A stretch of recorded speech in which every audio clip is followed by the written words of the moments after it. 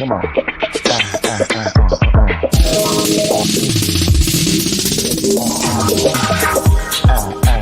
Come on.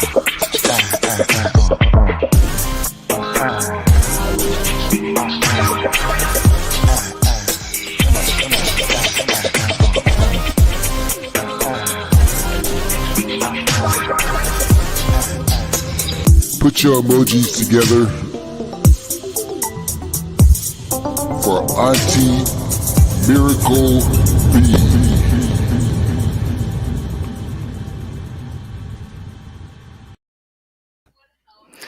What's going on, hookers? Oh, look, I got a full house in here. I got two people. Hey, Natural. Hey, Sasha. How y'all doing tonight? Oh, I was just over in my diva chat, and I done got my headache. I'm so tired of talking about babies and people's private parts and stuff. So I'm like, let me just come on and do my cult thing. Yeah. Oh, yeah, come over here and do my cult thing. And so I'm going to do this one a little bit differently than I did Heaven's Gate because I don't want to bombard with too much information. And especially if you have a cult that has been around for a while and then you have like a mass suicide or something crazy happen, then I think that we should have a how the group started and their belief system, and then like what was the catalyst to lead to the radicalization, and then the um, going into that final act. It had to be something that led them there. So, with no further ado, we're going to get started on the Branch Davidians, and I'm sure that you know who they are. Those are the people who died back in 93. I'm sorry. In 93. Yes, these are the people in Waco. Correct. So 25 years ago, these people had a armed they had an armed confrontation with the ATF and the FBI, and it led to their base or whatever in Waco called Mount Carmel. It allowed them to all perish. Well, the majority of them anyway, to perish in a fire. So let me see here. Let me share this screen here. Okay, yeah. So that's what y'all know. That this is the picture that we all saw, because I was back in middle school at the time. So we all saw this. But how we got here, that's what we're going to discuss tonight. How we got here. And so Branch Davidians, they are still in existence today. They are an offshoot of the Seventh-day Adventists. So these people, so to see how we got here, you got to look at like the history of the I cannot talk, of the Adventists. This was led by a guy named Victor Houtef. I can't pronounce his name, but he was an immigrant from Bulgaria, and he was also a Seventh-day Adventist. But he thought that the Seventh-day Adventists were not rigid enough, and that they needed to what's the word I want to say? That they needed to become more, not radicalized, but they needed to have a more strict doctrine. It was too liberal, and they needed to be more conservative. So there was this thing that they had called like it was a tract called the Shepherd's Rod. And so he was saying there was a scripture in the Bible about you need to like get on the shepherd's rod or something like that. I can't remember what the exact quote was because I don't remember that scripture. But The Adventists, of course, they believe that the return of Jesus is imminent. And so they were saying that the Adventists, as they were they had abandoned the simple tenets of the faith, and that they were focusing on more worldly pursuits. They needed to, you know, live simply, avoid, commercial entertainment, work hard, be self-sustaining. And he started circulating this publication called the Shepherd's Rod all over the country. So then when Hutef died in 1955, he was succeeded by his wife, Florence. Oh, and the one thing about this group is that they believe that, hey Ferris, they believe that, like I said, the end of the world is imminent, that Jesus is coming back in our lifetime. Hey Monica, in our lifetime, and um that they send actual prophets to speak to the followers. That's where David came in. He was the prophet, the uh, God's representation on earth.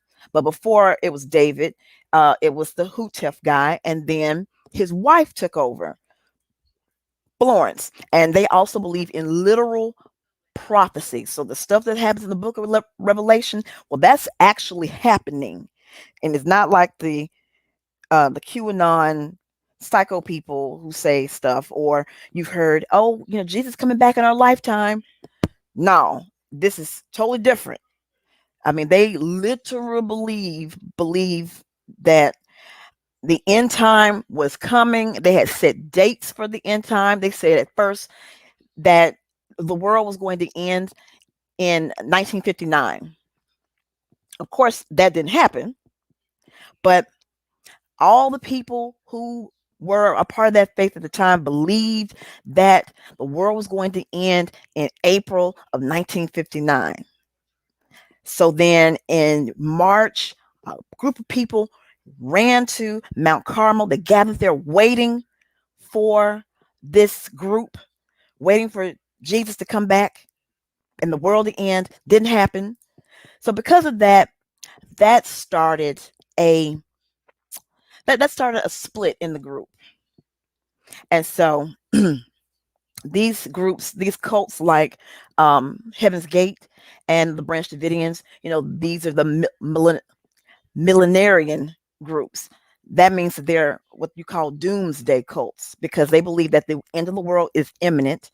There has to be some sort of event that's going to spearhead this event, and usually their group is going to be in the center of it, and that they are the chosen.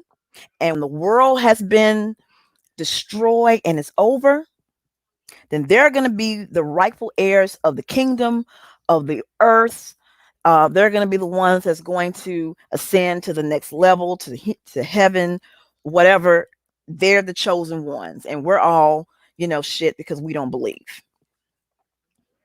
Right? Yeah. Nobody knows the people before David, Sasha. But yes. Okay. So the group splintered because of that failed prophecy. And I think that failed prophecy was called the Great Disappointment. So since the group split up, and it created several factions, okay? And so one of those factions that opposed Florence Hutef, that's the wife of the dude that died. So he had the original leadership. Um, the opposing faction was led by a guy named Ben Roden. And so he was saying that it needs to be even stricter, because the group that Hutef was leading was too liberal. So they need to go and they need to become even more extreme. Okay. So Roden, he was the one that used to quote, get off the dead rod. And so he's referencing the the other group led by the more traditional uh, Hutef. So he was saying, get out the dead rod and move to the living branch. So that's where branch Davidian came from. Okay. And at the time, these were still Adventists until the Great Disappointment. So Roden, he was able to get control of the Mount Carmel Center. That's where they had the fire. Hey Tammy. Oh, excuse me. So he was able to get control of the Mount Carmel Center. and and his thing was the members in the Davidians, they had to live a more pure life. And of course, the promise that Christ would return soon after the members reach a state of moral maturity. So that's sort of like the Heaven's Gate, where these people who were in the class and they were able to overcome their humanness, their humanity, then they would ascend to the next level. Of course, I neglected to mention, and that's why I got to separate these things into parts. With the Heaven's Gate group, right? When they first started, they were saying that if they overcame their humanity, their body would chemically change and they would turn into a next level being, the alien. That their body would change, they would have changed their body chemistry, and they would, evolve into this within their natural bodies here on Earth.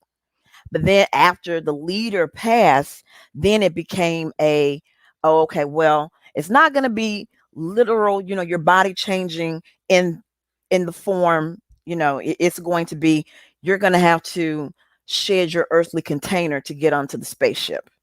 So that's a similarity here. Okay. So after the members reach a state of more moral maturity, then they could kick off the end of the world, and then they would be the ones lifting control. Okay. So Roden died in 1978. So they had his son George, and his wife Lois took over the group. So you have the Rodens, and then you have the Hutefs. Okay, so when Roden died, and that was the Davidians, then you had the mother Lois and the son George. And so Lois found a very young convert named Vernon Howell, aka David Koresh. David Koresh was very, very intelligent, but I think that he had a learning disability. I think he was dyslexic, but he was able to remember entire passages out the Bible. I mean, he was able to memorize the Bible. Okay. He was very charismatic, funny, a musician. Oh God, let me play some of his music. I'll give y'all some of that torture. Let's see here. Yeah, David Koresh music. Yeah, I guess I plays Madman in Waco. All right, so let me play this for y'all. Hey, Kayla. So this is David Koresh, his music.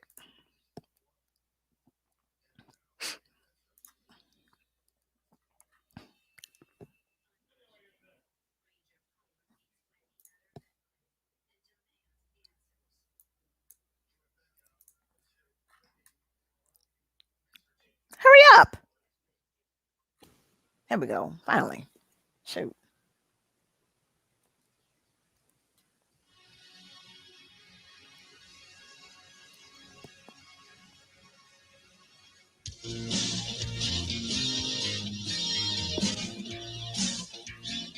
All right, this is an original David Koresh song.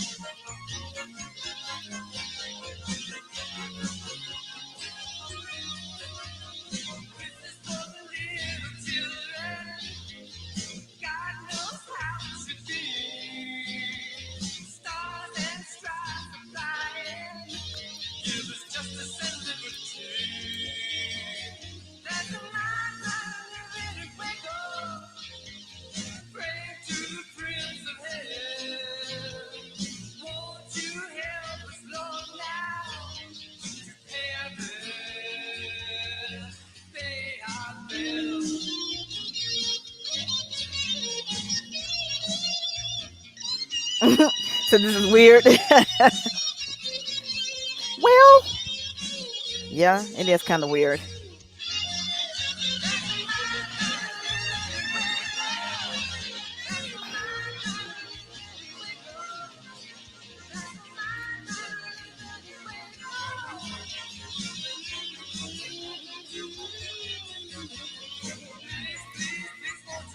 All right, that's enough of that. All right, so y'all get the gist of it. He was a musician. Okay, so met up with Vernon Howell, aka David Koresh. Um, so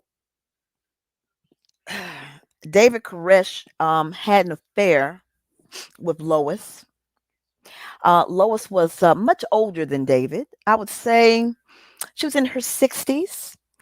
And there was he yeah, they bumped uglies, and he convinced her that they were going to have a celestial child together. Of course, that didn't happen, right? So when Vernon died, not Vernon, I'm sorry, when Lois died, it left the son in control. But within a year of that, um, Vernon Howell was able to assert himself as the leader of the Mount Carmel community. Let me see here. I need to tell you exactly what happened, because there was some craziness that happened for him to take control over the group.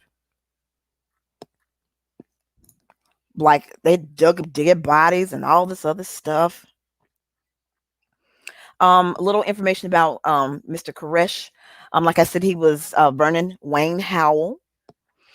He was the illegitimate child of a 14-year-old.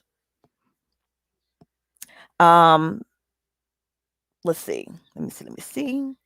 So, of course, his father was a deadbeat dad, and when she was still pregnant with David or Vernon, uh, he went off and got with another chick, and then left the mother. Her name was Bonnie Sue. Um, and David never met his father. Um, but Mama was Mama was a Rolling Stone, and so she had menses, and the men's some of the men were violent and alcoholic, and they were abusive. So after a while, the mother left with her boyfriend and put David and um, David's what brother? Was it Reverend Price 4-year-old son? No, just David. David. Put David, um, sent David to be with his maternal grandmother when he was 4. And so that's who raised him. But then the mom came back when he was 7, married a dude, and then they had a kid together. And that was David's little brother, Roger. So David, of course, was like most of these little cult leaders and serial killers. They were lonely little children. They had some sort of issue going on. Like I said, David was dyslexia, and he was put in special ed classes. So he thought, that he was stupid. Dropped out of high school in his junior year.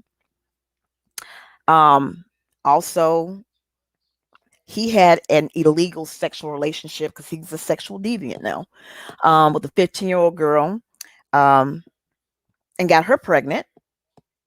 So then he decides that it's time to join the church. So he became a born again Christian, and he was initially started with the Baptist church. Then he joined his mother's church, that were the Adventists.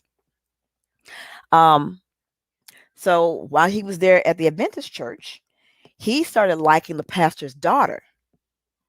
And so he said that when he was praying there for guidance, he opened his eyes, and then he found the Bible open on Isaiah 34:16. And it stated that none should want for her mate. Convinced that was a sign from God, he went and talked to the pastor and said that God told him that God wanted him to have his daughter as a wife. So then, of course, he got thrown out of the church.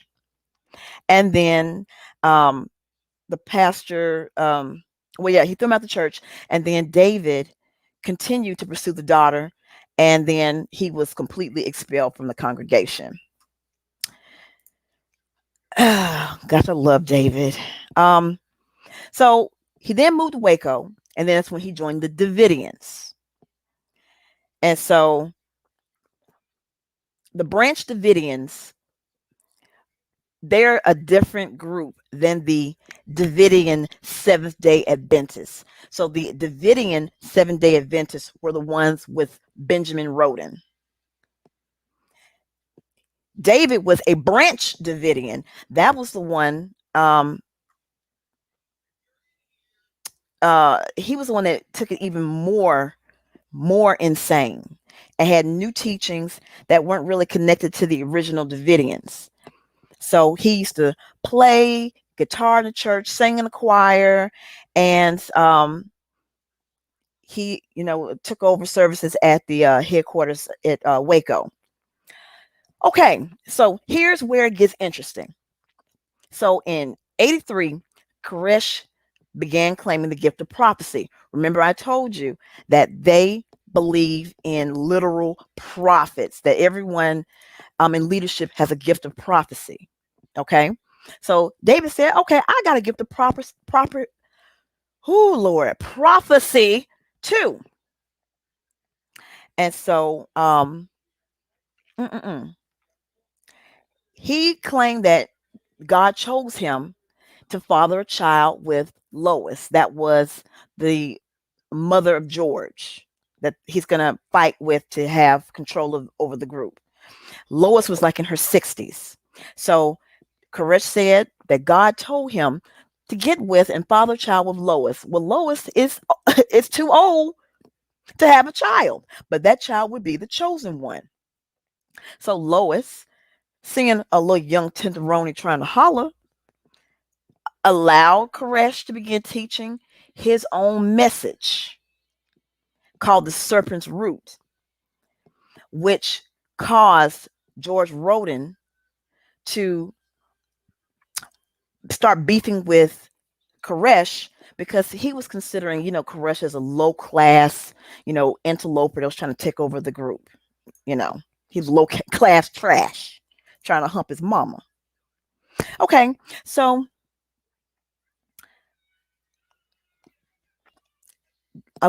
God had told Koresh that he needed to marry this chick named Rachel.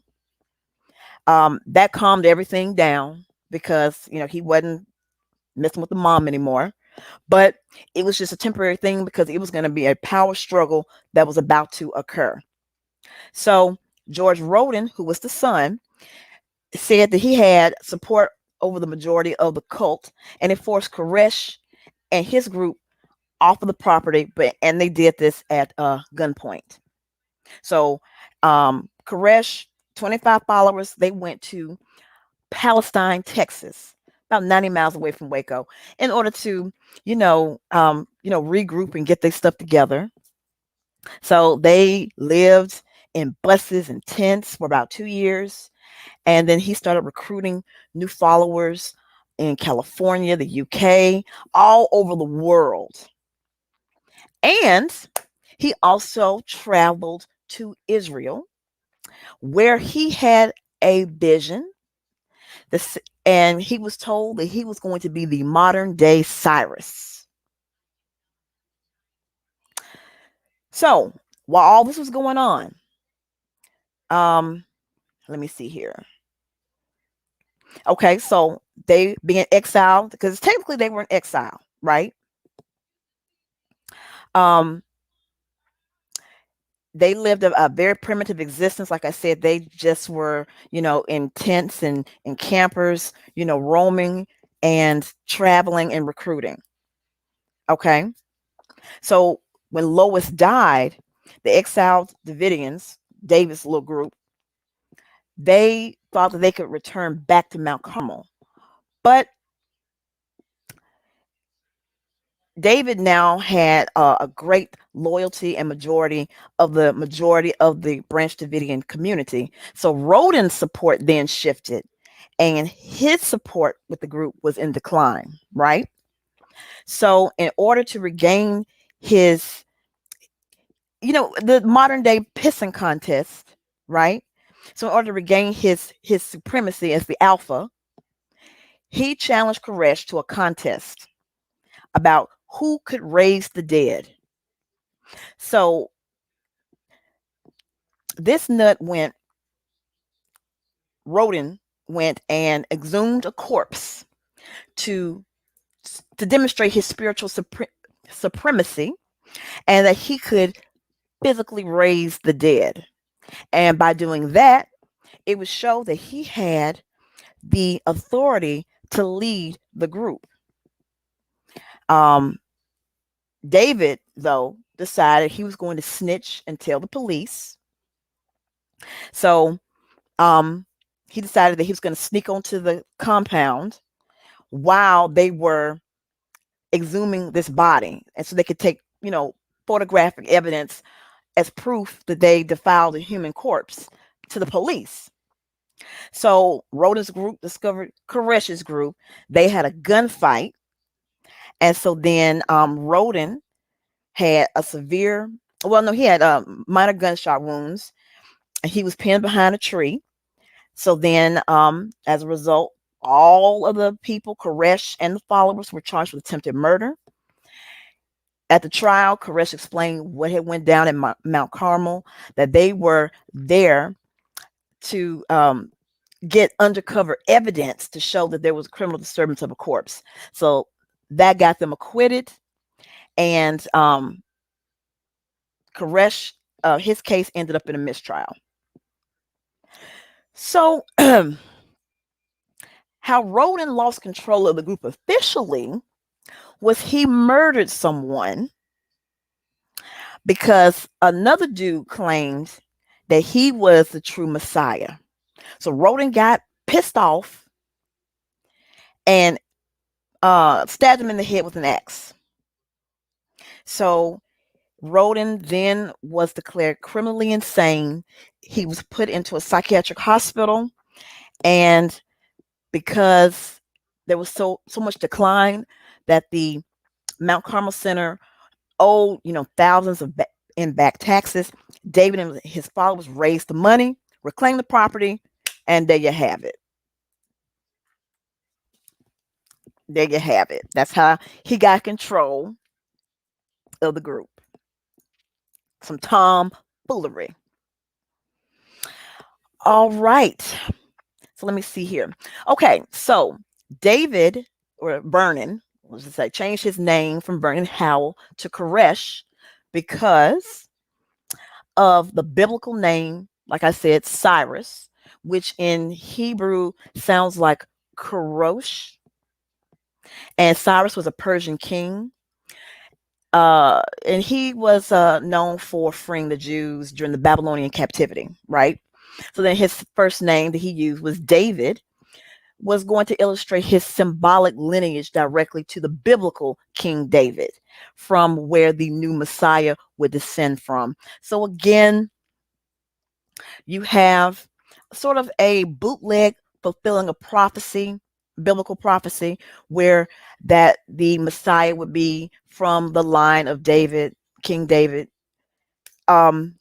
So that's how he was able. That's how he got his name, David Koresh. So he was the spiritual descendant of King David, and he was a messianic figure carrying out his, divinely commissioned errand. Okay.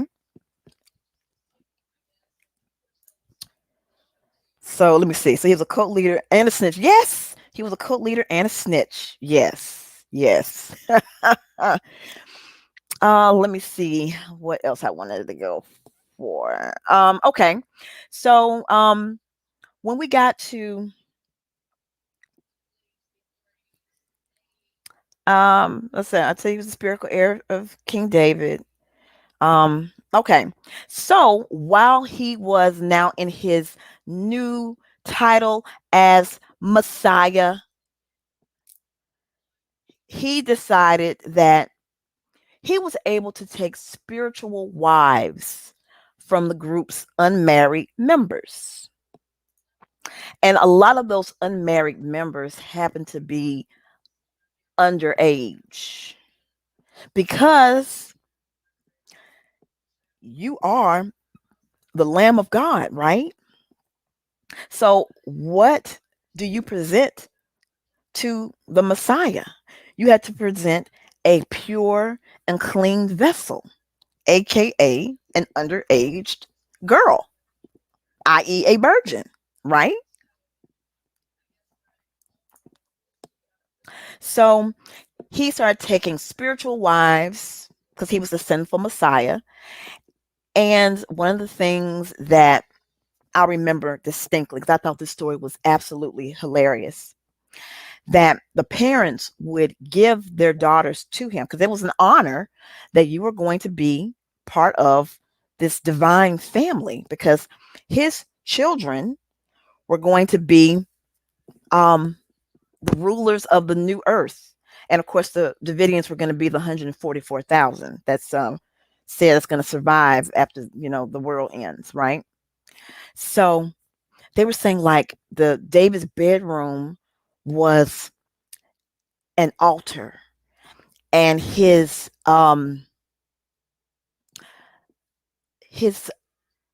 male secretions was like being anointed.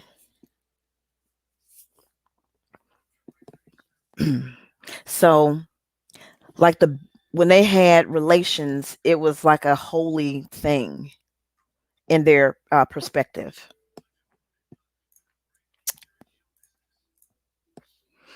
Okay. So he was legally married to that chick Rachel, who was the pastor's daughter of the church he got kicked out of. So then he started, getting all of the little young girls. Then he started saying, well, all of the women in this group are my wives. And he broke up husbands and wives. So all the bitches were his, all the men, they was off to their own devices. What, Sasha? What what are you wedding? What are you talking about, the daddy, the anointing? Yes, there is a lot of things very similar to Nature Boy. Like when I continue to do more of these cult stories, you're going to see there's going to be a lot of things that are very similar on each of these groups. They basically tell the exact same story. They have the exact same dynamics where you have a dumbass narcissist who has declared himself somehow as the Messiah.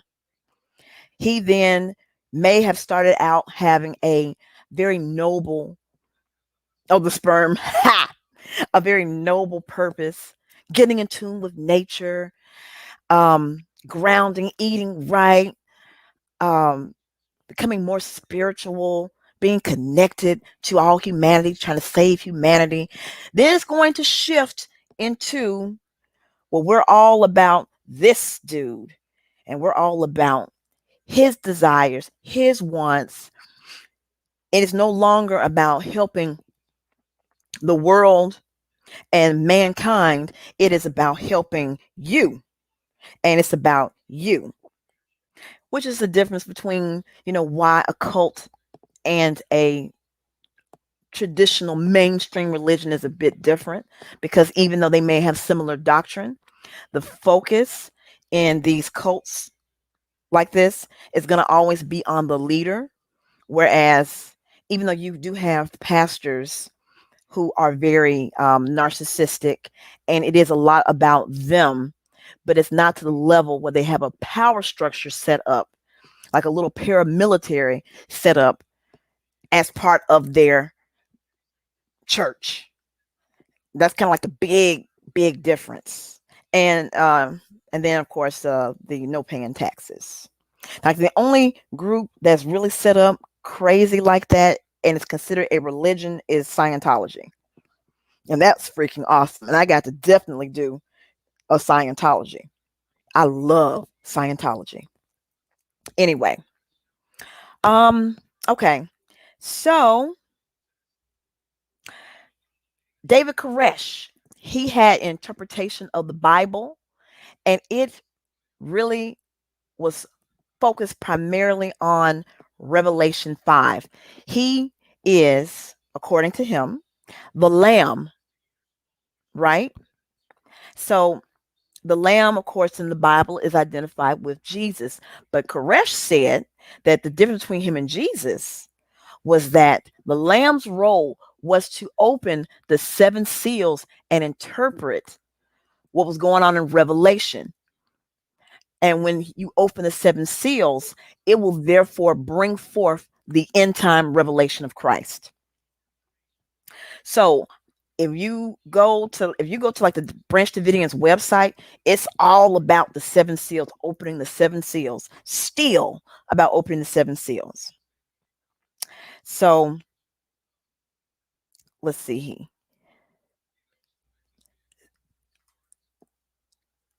Okay, so let me see where else I'm trying to go here. I want to get and talk more about his spiritual wives and stuff. Give me just a second.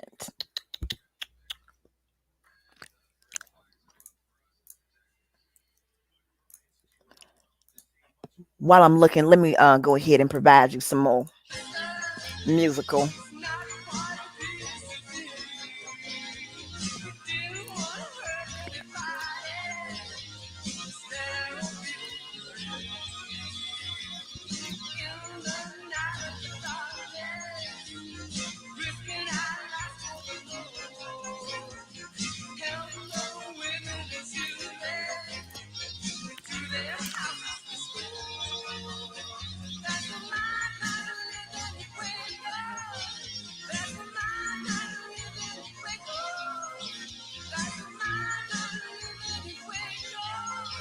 Mm-mm-mm.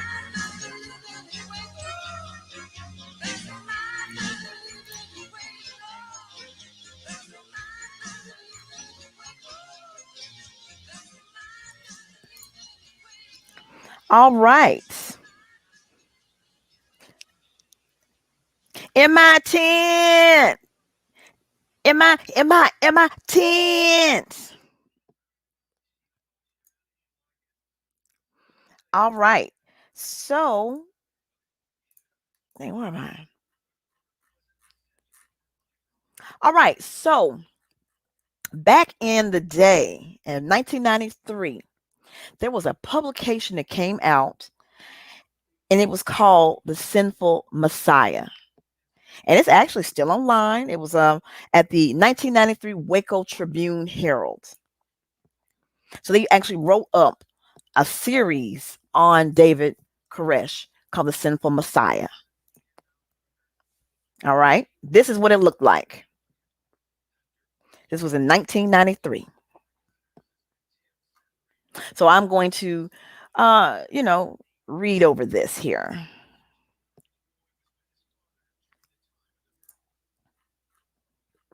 All right. So it says, so if you're a Branch Davidian, Christ lives on a threadbare piece of land 10 miles east of Waco called Mount Carmel. He has dimples, claims a ninth grade education, married his legal wife when she was 14, enjoys a beer now and then, plays a mean guitar, reportedly packs a 9mm Glock, and keeps an arsenal of military assault rifles, and willingly admits that he is a sinner without equal. Now, let's remember, what does Eligio say when he is talking about pushing the group? That he is either a devil or an angel, and he's going to give you what you need. So he's doing his own version of that sinful Messiah, right? So David Koresh, he changed his name because he wanted to enhance his career as a musician.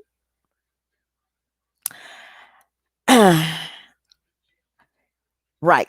So, his followers have come from Australia, New England, Canada, England, Hawaii, throughout the continental United States because they believe that the end of the world was near and that Vernon Howell, aka David Koresh, who was 33 at the time, was their only salvation.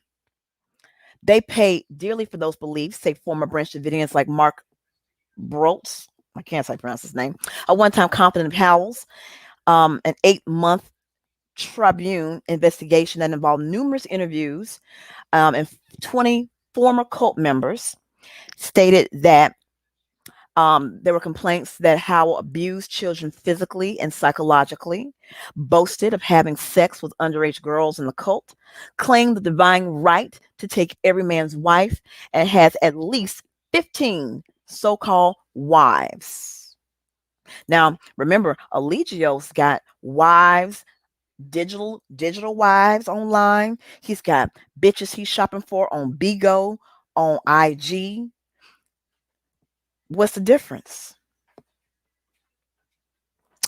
Taking everybody's wife. Now, I don't think that not Eligio, Howell passed the wives back to the slaves. He just kept them.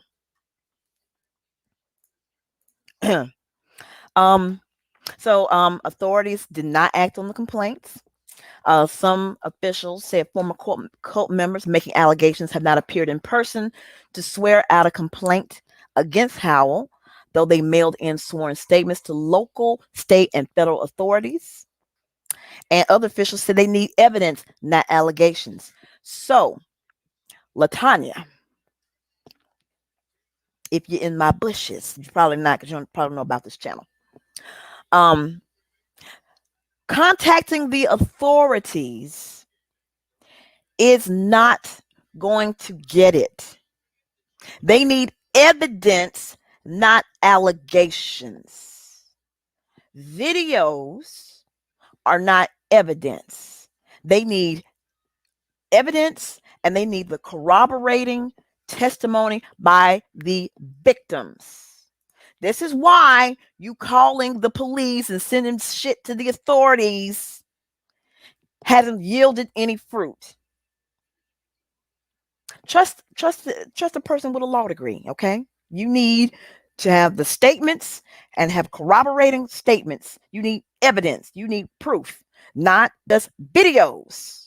That's not going to do anything because, like Eligio was saying, that it's a reality show. That's how you got out of all of that shit in Mexico. He said it's a reality show they're filming. And do we have any evidence otherwise? No. So there you have it. I'm giving you the keys right there, Letitty. I'm giving you the keys. Okay. So former cult members in Australia pooled their money and hired a private detective to lodge their complaints with authorities. The detective said that he believes authorities will only act if someone is killed. So there were some followers that left, but he had at the time 75 faithful in that compound, including women and children. And they were there to await the end of the world. Former cult members say that it's heavily armed. Guards patrol the grounds at night. And above the compound is a tower with lookout windows facing all directions. They even call the compound a fort. So Howell rules the Branch Davidians' belief that he alone can open the so-called 7 seals in the book of Revelation, which would set loose a catastrophic set of events that will end mankind and propel Koresh and his followers into literal heaven. So other cult members said that Koresh was headed into the opposite direction. So they said that they he abuses all of the followers, from the very young to the adults. Some of the abuse are forceful whippings. So Howell was teaching that babies as young as 8 months old should be whipped forcefully. Two women said he hit their babies until their bottoms bled. Howell, or Koresh, banished his 3-year-old son Cyrus to a garage for the night. And Koresh told the boy there were rats in the garage who like to gnaw on children.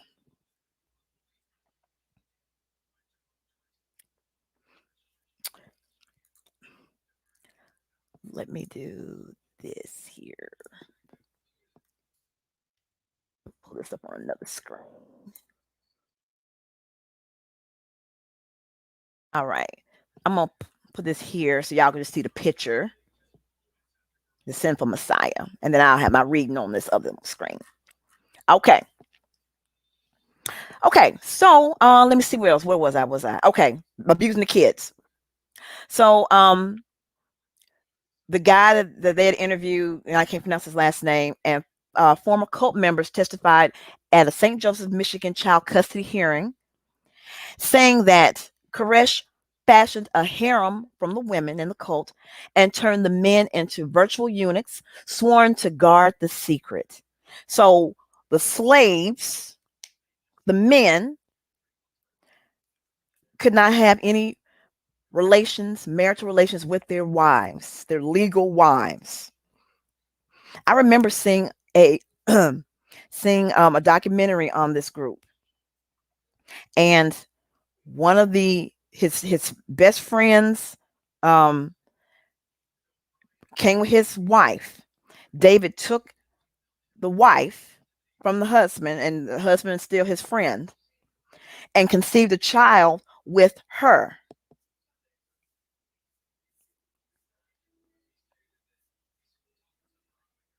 Yeah, I'm gonna attribute Velvet saying that she's pooping and beating her 2-year-old is because Velvet is young mentally and she doesn't understand that 2-year-olds are going to poop in their pull up, especially if your ass is running around and you haven't potty trained the girl, and that she's been living in trauma since she was born. Yeah, he does look crazy. Okay. Um, so the women in the cult make up the so-called House of David. So that's his harem of bitches. The dusty hoes is the House of David. The children they produce will rule the earth with him after he and the male followers slay the unbelievers. Okay? So men in the cult are called the mighty men, and they got that from a verse in the Song of Solomon, which describes the guards who protects King Solomon's bed. So another belief they have is he tells the men that they'll have their perfect mate in heaven, because each man's mate will come from his rib, like Eve came from Adam. However, on earth, all the women, even the married women, are meant for Koresh. So, is this any different than the 99 virgins? You can't have your you have your heaven after you die. Now I'm going to do whatever I want to do. I'm going to do what I want to do. But you're going to get your reward in heaven, and you're going to get your perfect celestial mate when you die. But while you're here, all these hoes are mine.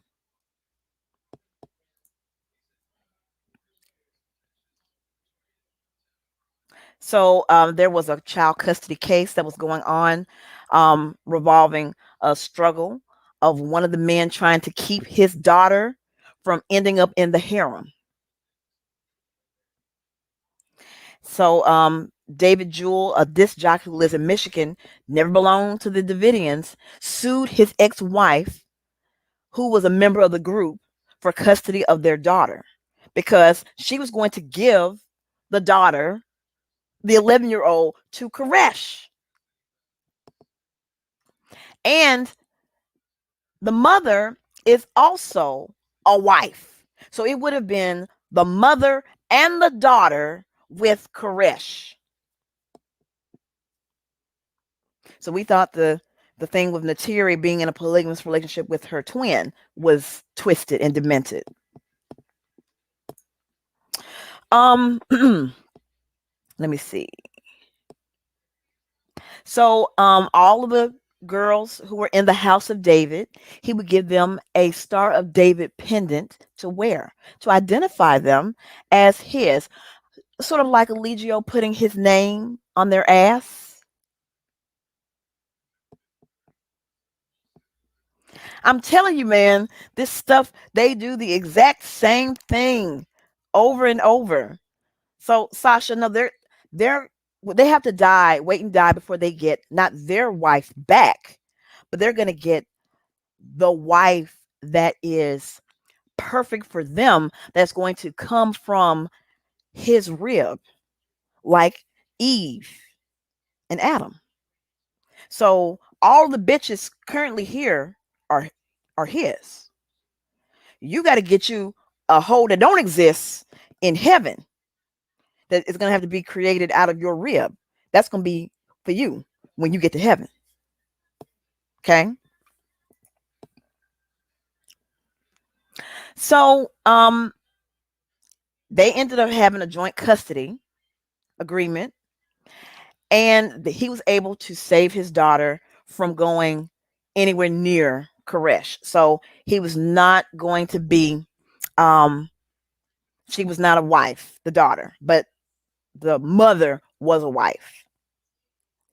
So the mother left the daughter with the father, and she went back to Mount Carmel. And so the girl stayed with her father.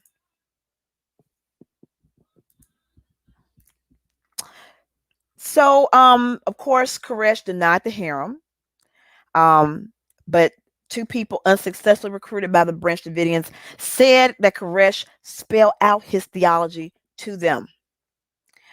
They said that he taught that a jealous world would eventually crucify him over his numerous wives. Does that not sound like Nature Boy? A woman that Koresh tried to recruit said he blew me away. He was supposed to be the son of God, said the woman who requested anonymity. He said God was really handsome and he wanted grandchildren. It was like the scriptures kind of said it, but they didn't really. It was like he was giving God grandchildren.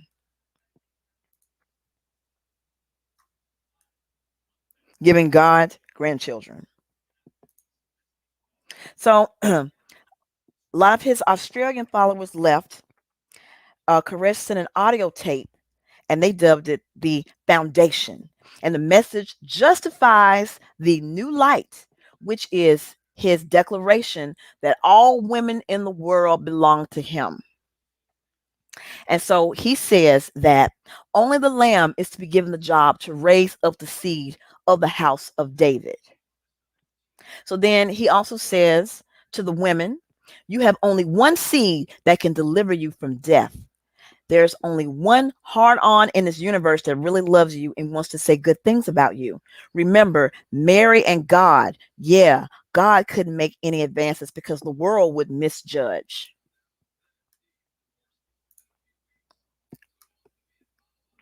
I'm going to read that again. He says to the women, you have only one seed that can deliver you from death. That's him. His seed is going to save us from death. That his child is going to save us from damnation and being destroyed in the when the apocalypse happens. And then he says it's only one hard on in this universe that really loves you and wants to say good things about you. So then he gaslights and says, ain't nobody gonna want you like I want you. You ain't no good without me. You ain't got nobody who loves you like I love you, who do things and take care of you like I take care of you. Even your own daddy don't want you. Does that sound familiar?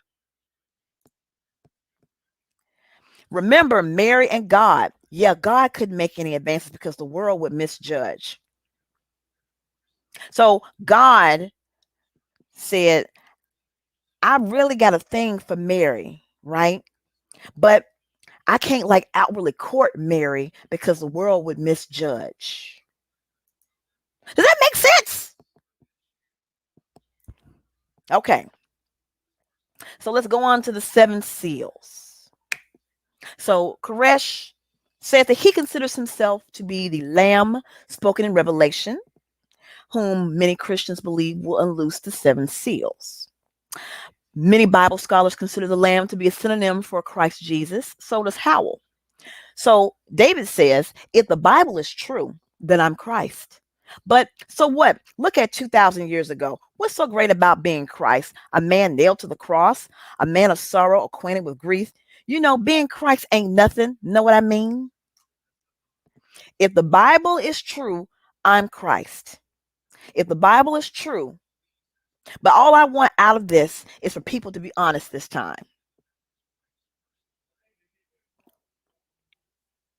So the last time Jesus was here, he was lied to. So this time, well, he's going to throw it all out there and he's going to show his flaws and all. Because Jesus in the Bible is a little too perfect, right? And so he ended up being crucified for being just a little too perfect. So he's like, this time, well, we're just going to put it out here. I'm going to show my imperfections and my flaws. And so that's where we got the term sinful Messiah. He teaches that man is too sinful to live up to the perfect standard that Jesus Christ set as recorded in the New Testament. This time around, because of course, these are all reincarnations of Christ. All of these bitches are the Christ, and they are reincarnated versions of Christ. Have you ever noticed that? They're all reincarnated versions of Jesus. So this particular version, he knows what he knows what sin is like, just like the rest of us. So now he offers a new way to salvation, and that is following him through the seven seals. Because God allows men to be born into sin. It's natural for man to sin. If you're going to be fair, you've got to give man a way out. So former cult members said, yeah, Howell is sinful, but he is definitely not Christ. 9 former members confirmed in separate interviews that Howell talked in Bible studies of having sex with a 12-year-old girl whose parents belonged to the branch Davidians. And they said, you get used to it. So again, Allegio having these real nigga moments, discussing having sex with his wives in front of the other dudes. Yeah, we can see you, Monica. Having sex with the wives, or remember the my baby daddy, who's the daddy with True, and Eliana was pregnant and Sheba was pregnant, and you're having these real nigga moments talking about having sex and different aspects about having sex with these wives. Same thing, same script, different cast. So a former cult member named Robin said that Howell told the story as if he found it amusing, saying that the girl thought he was getting in bed with her to get warm. So she said that's what he said when he tried to pull down her panties. She tried to get him not to. She was 12 years old. She trusted him. And then she says, I remember being 12. She resisted, but he kept on going because he said God told him to. Psychologically, it's weird, but you got used to it. It was normal. So they just described that Koresh raped a 12-year-old. That was what was just described, raping a 12-year-old. Because if she resisted, she was underage, number one. So that was statutory rape because he was in his 30s. So then she's 12, did not understand what was going on with the sex, thinking that they're going to cuddle. And then most women, anyway, and when we're young and dumb, we think, oh, we're going to cuddle, or we're going to put the tip in. I know y'all haven't heard that lie plenty of times. And she trusted him because he was the Messiah, right? She didn't want to do it, but God told him to go ahead and rape this child. I don't know what she looked like, but that's what this nigga looked like. But I'm gonna tell you what the women looked like back then. They were real homely looking.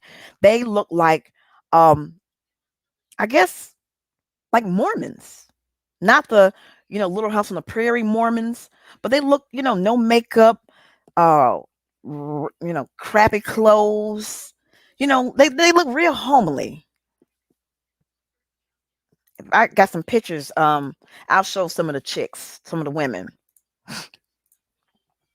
So what's sad to me though is that you have this group of adults who are supposed to protect these children. They're listening to him. Yeah, we got some follower pictures and videos. I'm gonna show some, Kayla, because I'm gonna get ready to stop. Because I'm giving y'all too much. I ain't gonna give y'all too much. So you got the parents who are allowing these girls to be raped and molested, and they think that it's normal. It becomes normal to them. Same thing with carbonation. It's normal to them now. This shit is normal. There's no problems with it at all.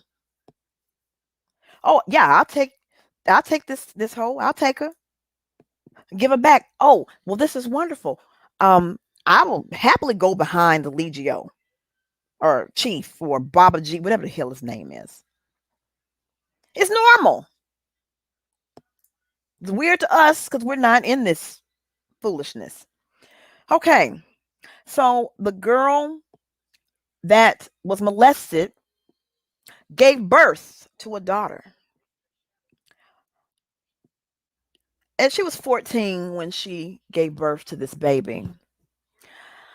Now, if this was so sanctioned by God, tell me why it's a space on the birth certificate naming the father of this underage baby who had a baby blank. Why did you claim this child? Messiah. He did not sign the birth certificate.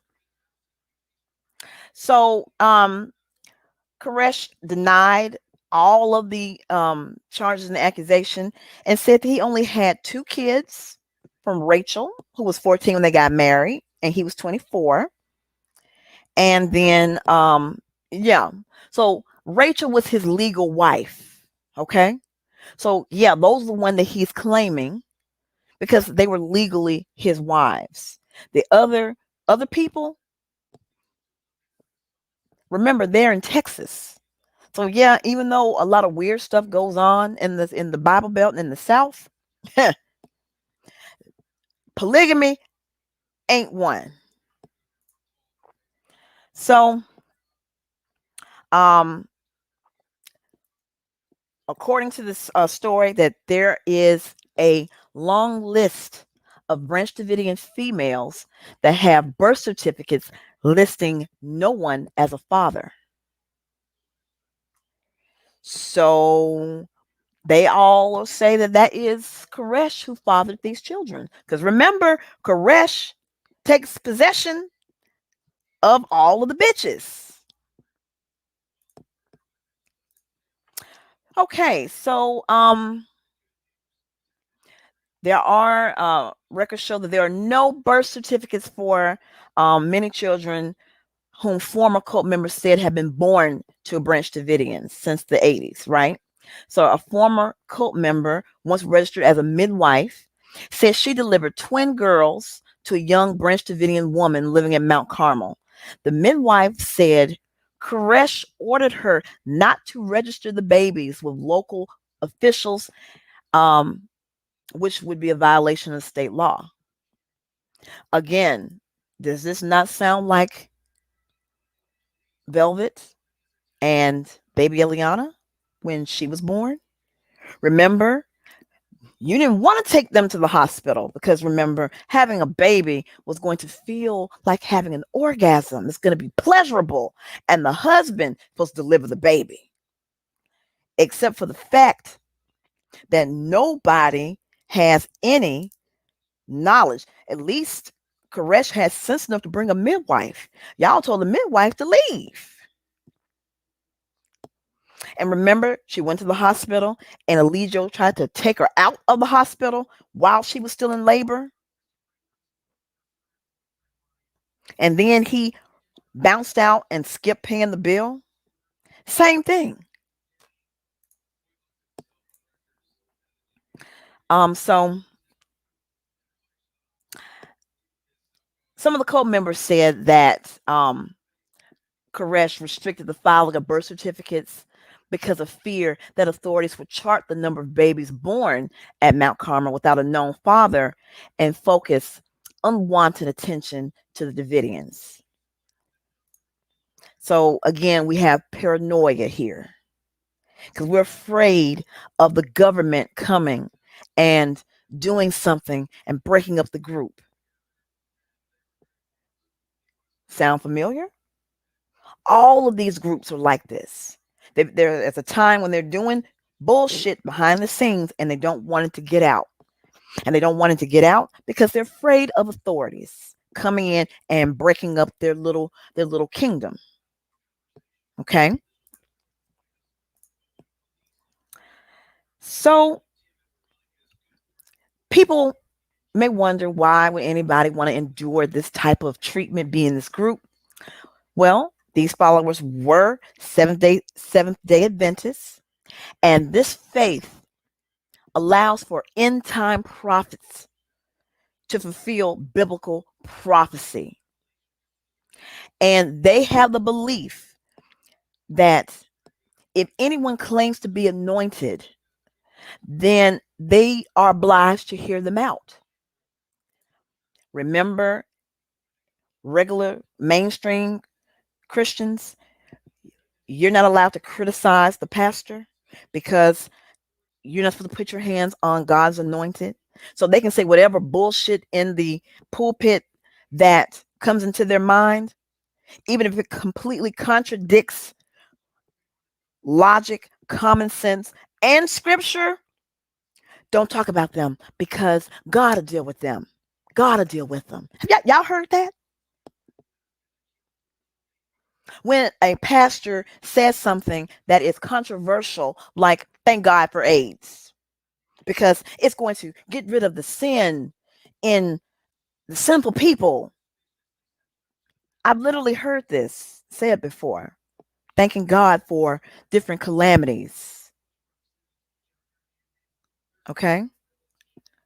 So I'm not supposed to critique and hold the pastor, who is God's representative on earth, to a higher standard. No, no, no. I'm supposed to completely suspend all disbelief, logic, and common sense and listen to what they have to say and let God sort it out. Nah. So, they also said one thing about Koresh is that he has a spell binding ability to roam through the Bible and string verses together to support his beliefs.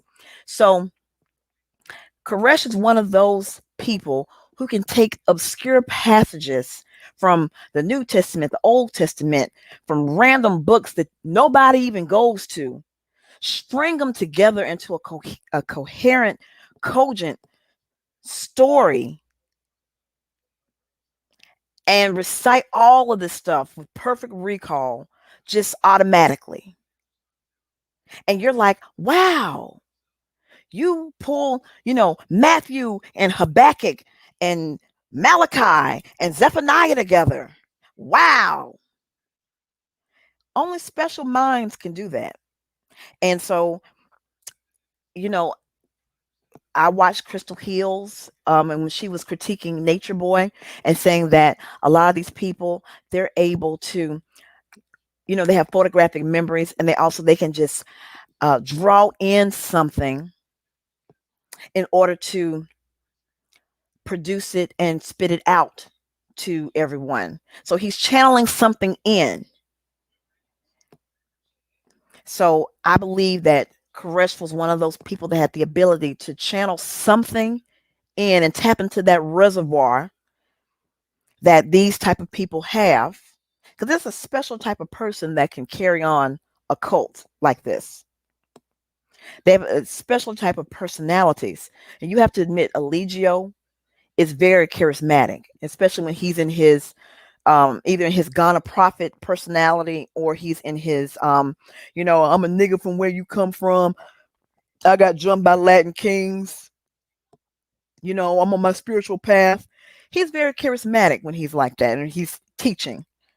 Then, real nigga moments come, and then, he's drunk or high or puts on his headdress, and it's a different story.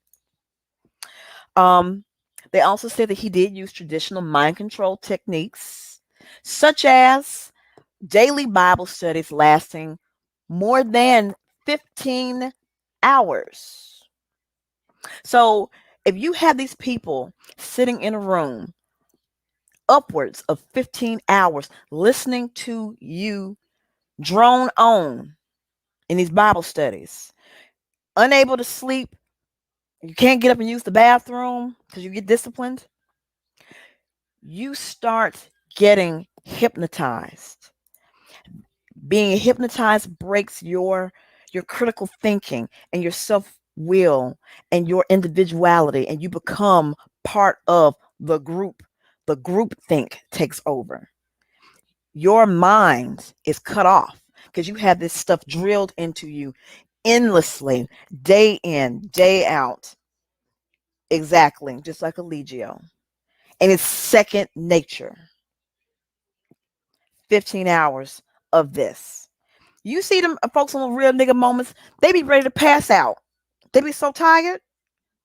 And they got to hear him run his mouth for hours and hours and hours, saying the same shit over and over.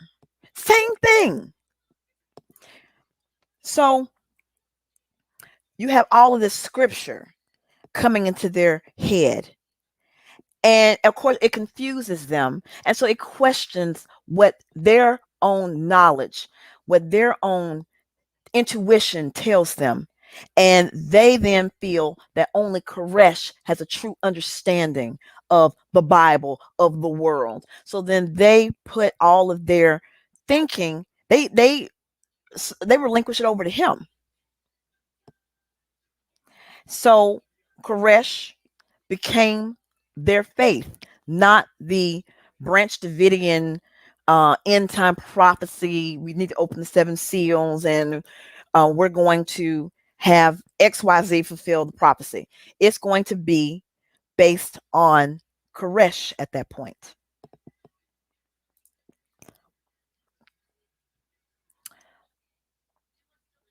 So some left, some went into hiding, some spoke out against Koresh, some call him a phony.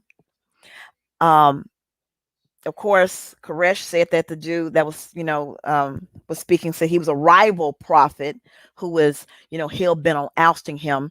And that's sort of an issue with this group where you have different people who claim the gift of prophecy.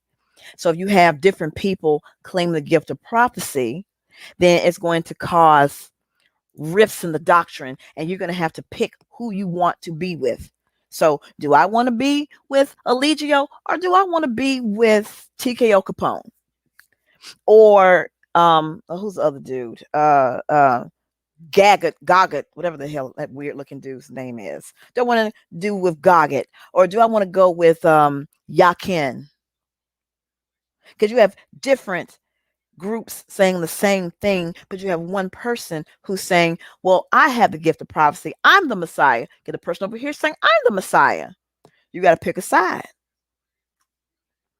Can't have two rival factions. You can't have two apex predators. So, he says, Koresh basically, said his haters were detractors, that they were stupid, and all his followers deserves a good butt whipping, because we're doing what we're doing and nobody is going to stop us. So on that note, I'm going to conclude my oration with that. And let me find some Waco people so you can see what they look like and what they sound like.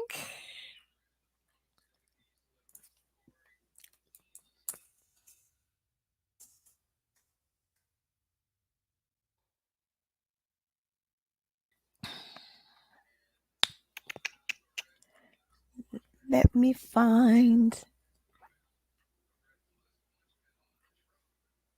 Not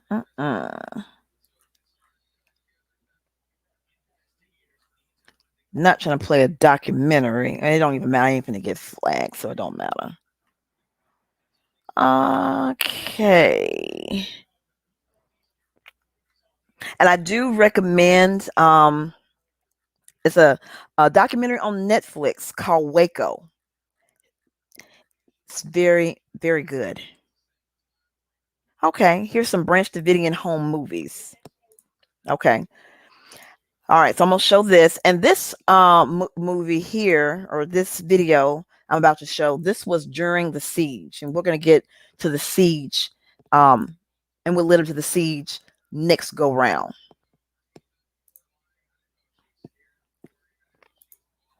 So this is one of the wives during the siege. This is one of the wives.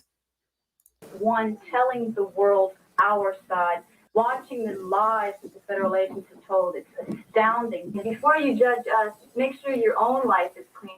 During the early stages of the negotiation, we were concerned about the welfare of everybody in there. So we asked them if they'd be willing to send out a videotape.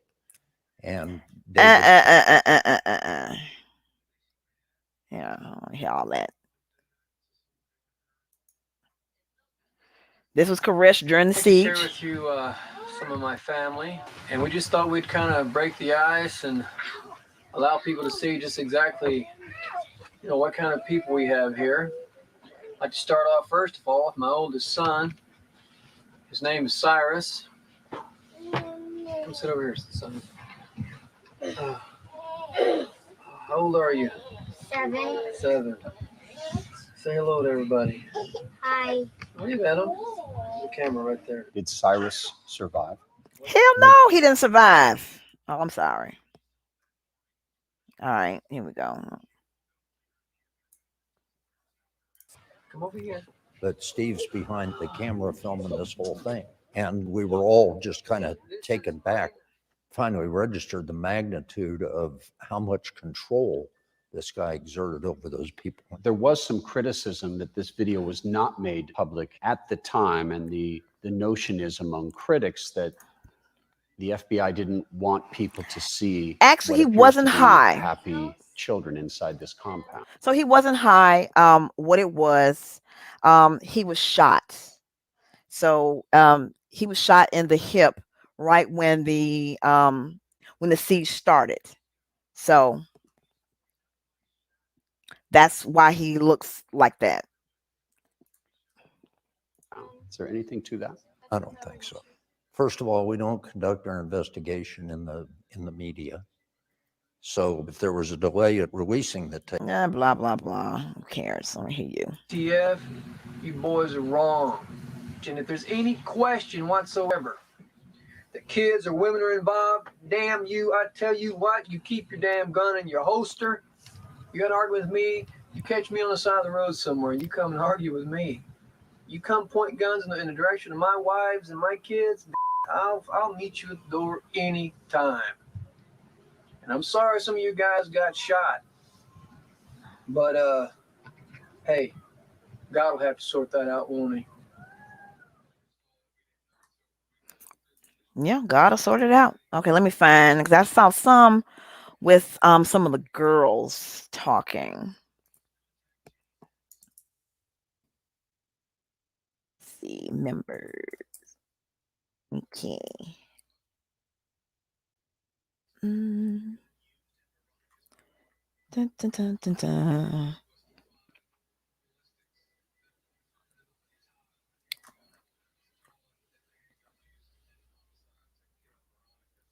Okay, hold on. Let me see.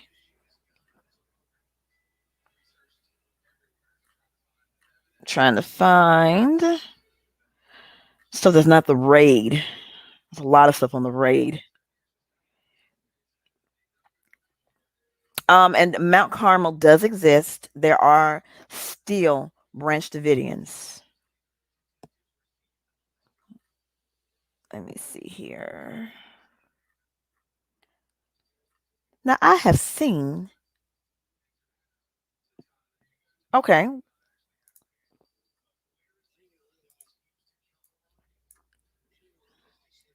And the funny part is there were black people here. We was here. Dang it. Listen. Okay, fine. Let me get over here. Okay. Let me show this. Yeah, the government did handle that wrong. Very wrong. All right, so there's a documentary called Waco Madman or Messiah. All right, these are people in the group. They never realized such deep belief was possible. Sorry some of you guys got shot. But, hey, God will have to sort that out, won't he? Waco, Madman or Messiah, on crime and investigation. I'm telling you, man. Hold on. Let me find some of these hookahs.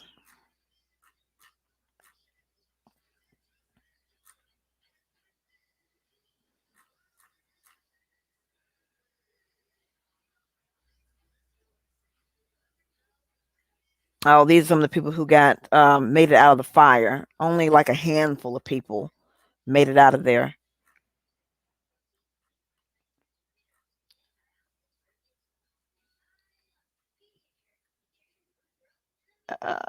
Is this one of them?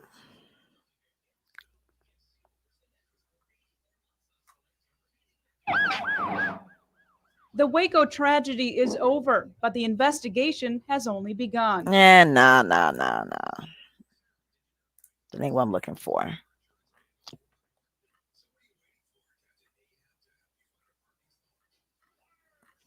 I have seen pictures of them children's. What the heck?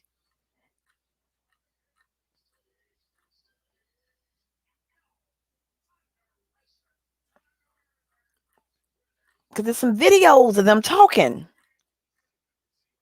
And I've seen it. And now for some reason I can't find it when I need it. Oh, there go our boy. Our Marshall Applewhite.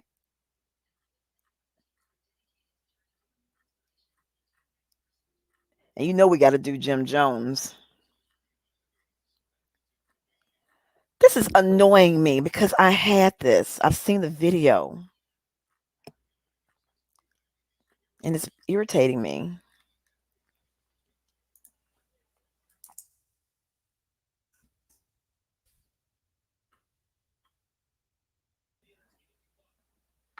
So here's a survivor. She was 6 during the siege. I just saw a whole bunch of black dots. It was like little black dots coming toward us. After that was just a hail of gunfire.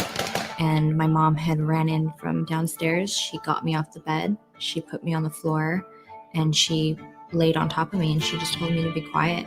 At some point, I was walking around. I saw a lot of dead bodies. I saw just blood, bullet holes everywhere. Witness I to wasn't Waco. scared. Okay. That's what David said was going to happen.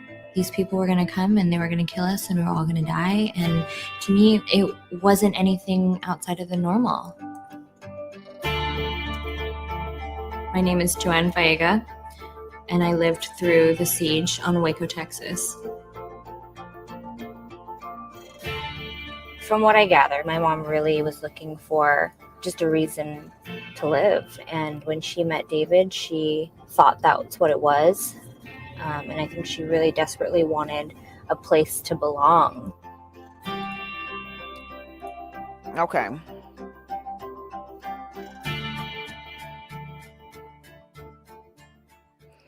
Two years old.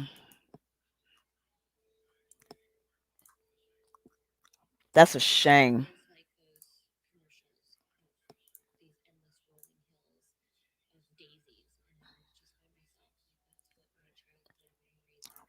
Okay. I'm definitely not going to because it's like an hour and some change long. But I'm just gonna skip through. Just want to see some people's. Because they feel that if they are not, when This the a end comes, they will co-expert. be judged. His name and is they Rick will be Ross. judged harshly.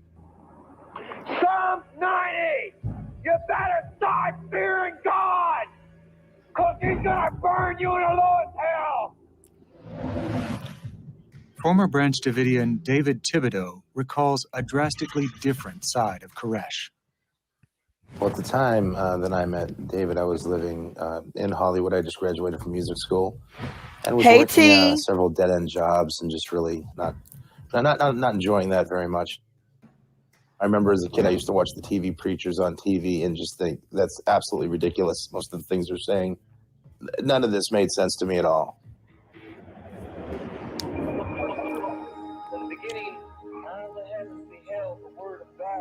Imagine a teacher that taught the Bible like he lived it instead of like he just read it. Picture of the kids in the beginning.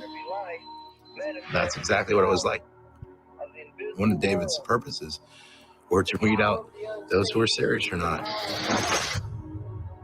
We weren't there to be comfortable. We were there to learn the truth.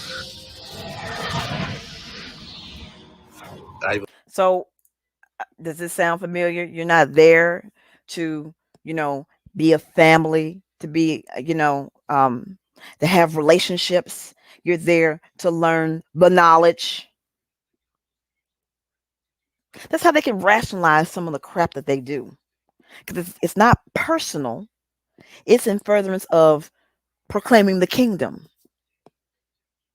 You see? I believe that David thought that he was an inspired person and that he believed he could teach the 7 seals. So it became very clear that this guy's got something. It's not that he didn't give you a room for debate, because he did, but there was no room for debate in your own mind. He was the leader. David Koresh was the most complex and brilliant individual I'd ever met. Some people say there's a fine line between brilliance and insanity, and some people have called him a sociopath, but he's so much more than a cult leader.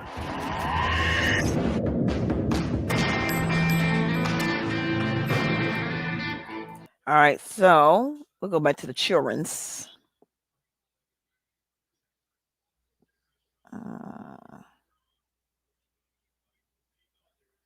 I'm trying to skip over the siege stuff because that's going to be next. Even though y'all know what happened. They're like Charles Manson. He's mine. Is child molesting sex maniac David Koresh. Stored a bunch of arms. And Yeah. Okay. More trouble family. His biological father that's abandoned David. him when he was very young, and his mother remarried quickly, and a marriage that didn't last long, and then remarried again. David was a poor student in school, and they put him in a program for children with learning disabilities. Howell struggles to fit in at home and at school. He describes a lonely childhood.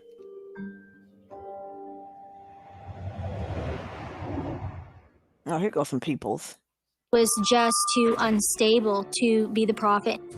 Oh, this is Roden. Battle for control over Mount Carmel divides the once unified Branch Davidians.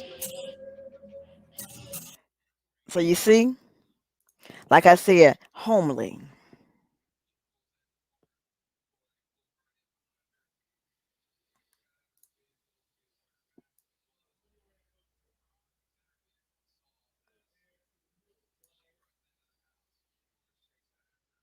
Oh, that's a good picture. Yeah, that's how David saw himself. Yeah, it was a few of us. It was a few of us black folks in this group that died. It was a few of us. I mean, it was predominantly not us, but yeah, it was sprinkled in there. And um they were with it. Let me see if I can find some more pictures. I guess I'm trying not to go into the actual siege because there's a whole lot more. So let me see. Oh, excuse me.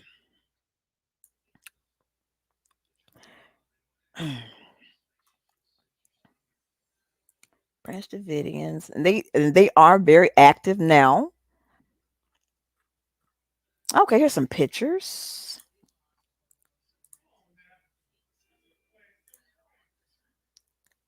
Oh, well, let me see here. How old is this? Dang, they still look like this? Okay, let me show you this. This was 10 years after the fire, and so here's a picture.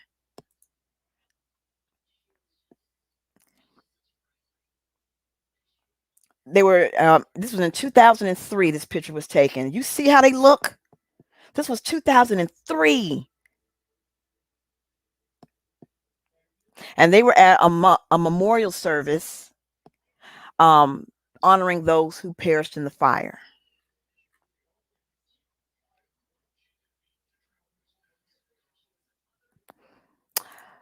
Because remember, I told you how the Davidians are, that if you have a gift of prophecy, they listen to you. So there is a group of Branch Davidians, they have a website. I'm trying to get to the website so I can show you their website, because it's a very active website. There are Branch Davidians.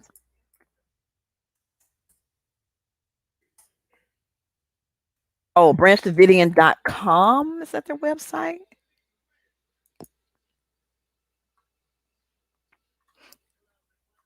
No.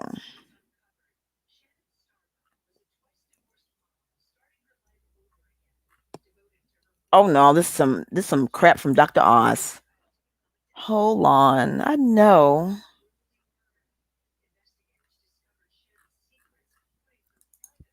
Branch Davidian. They have an active. I went to their website before.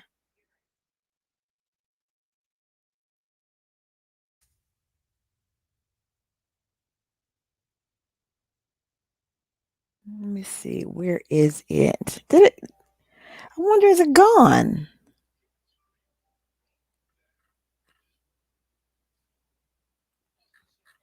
Let me see. Let's see. Current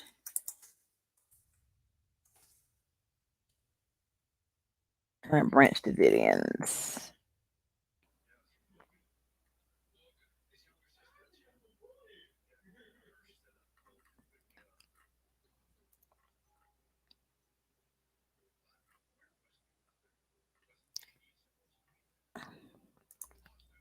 Hold on, let me see. They still exist. I just don't know where their page is.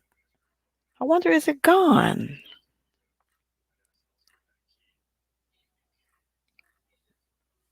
Well, anyway. See, I'm trying to find their website because they had one. Because it's another group of Davidians. And there's some Davidians who are not followers of Koresh.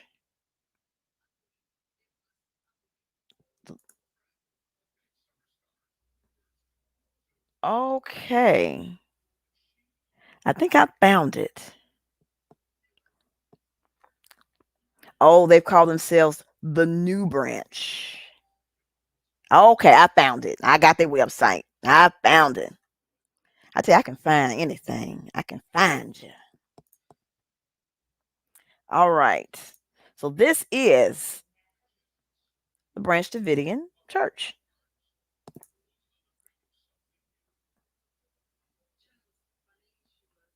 And this is Mount Carmel. And so it's giving you a whole history of the church.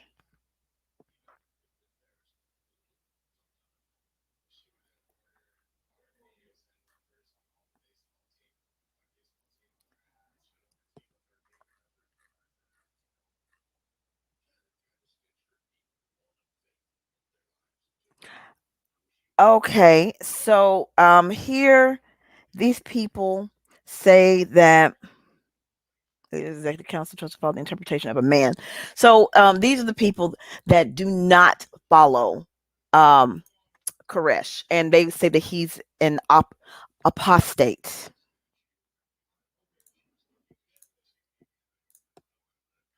So these are the people who are more on the Roden group, and Koresh was sort of like Satan coming in to destroy the Garden of Eden, is how they are describing him. So they got a blog.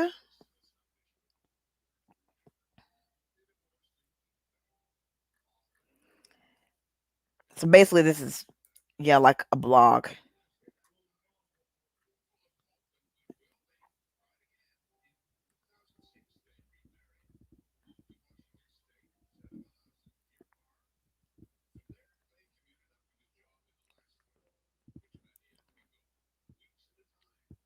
So there's a whole lot of information about them. Their website is the twobranches.info. And let's see, welcome to the New Branch Church.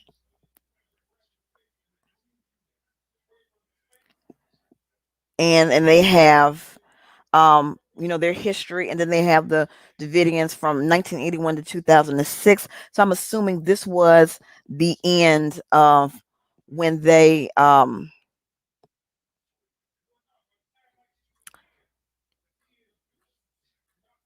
oh goodness. So I'm guessing that's when they stopped doing their active website, 2006.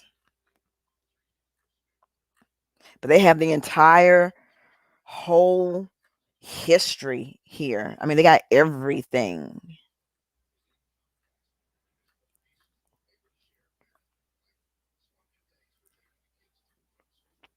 Everything. So anyway, I need to read over this because, oh goodness, yes. Because we can definitely talk about some of them, the rituals and practices. Oh yes, we'll definitely get into that next go round. So I said this is a good place to call it. So I got y'all with episode 1, where we talked about Koresh, his early life, and some of his interesting perspective on religiosity. So next time we're going to get and talk about some more of their stuff, more of their belief systems, more of their rituals, and what sort of led them, part of their doctrine that would lead them to Waco.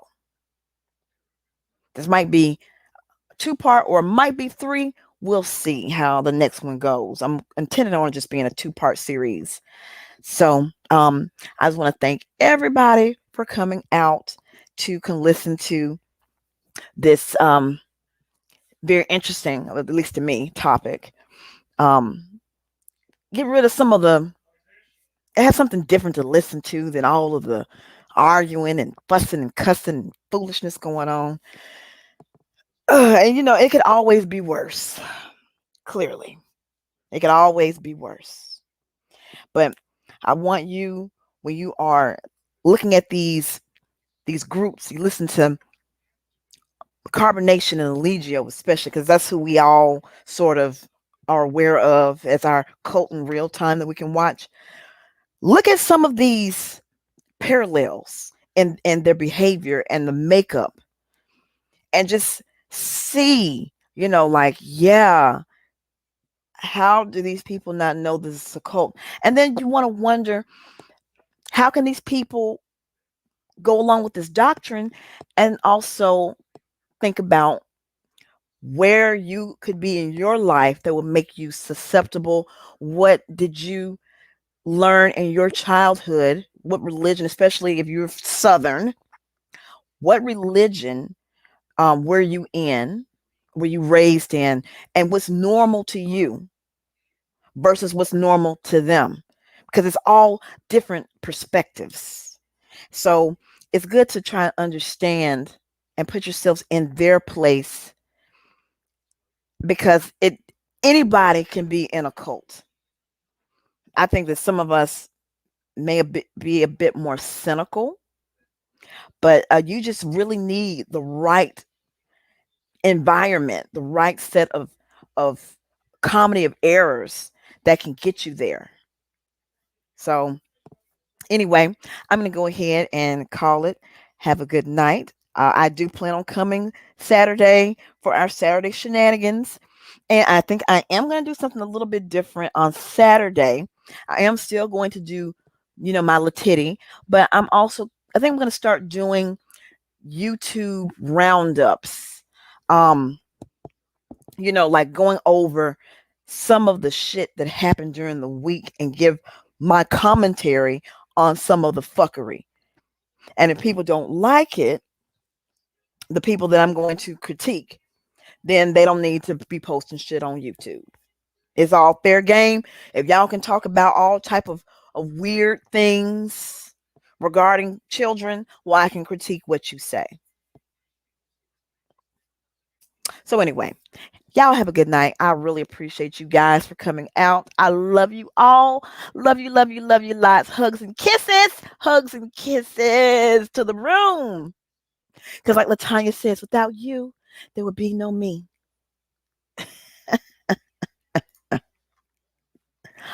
All right. Well, good night, peoples, and I will see y'all on the flip side. Drums, please.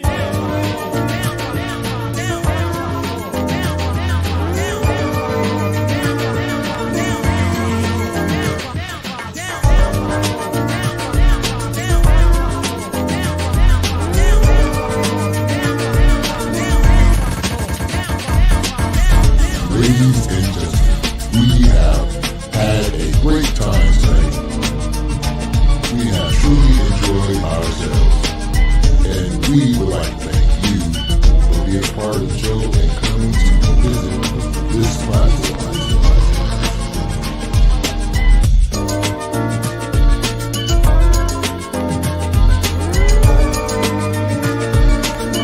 Live on YouTube, Auntie Miracle B. Make sure you come back, because it's all the way live each and every time.